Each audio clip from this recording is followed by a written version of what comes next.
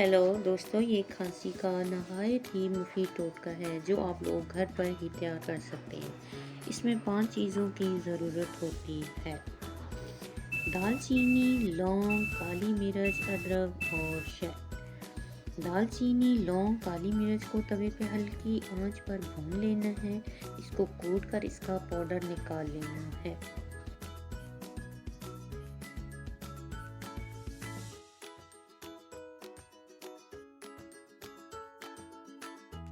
का पाउडर निकाल कर एक छोटी सी प्लेट में आपने कोने पर छान लेना है।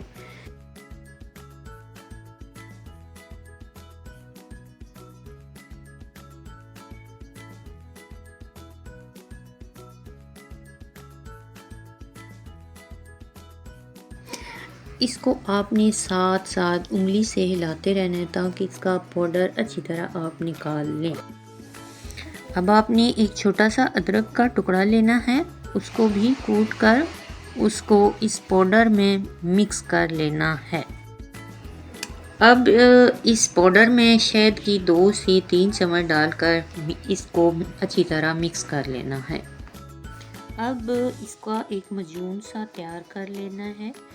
तो इसके बाद इसको आप तैयार करके रख लें। रात को सोते वक्त बच्चे हों चाहे बड़े हों, सबको ज़रा सा, बच्चों को चुटकी भर खिला दें और बड़ों को एक आधी चम्मच खिला दें। ये मजून आपको रात को इस्तेमाल करने के बाद देखना आपका बच्चा सुकून से सोएगा और बड़े हों तो उनको भी खांसी से बहुत आराम मिलेगा।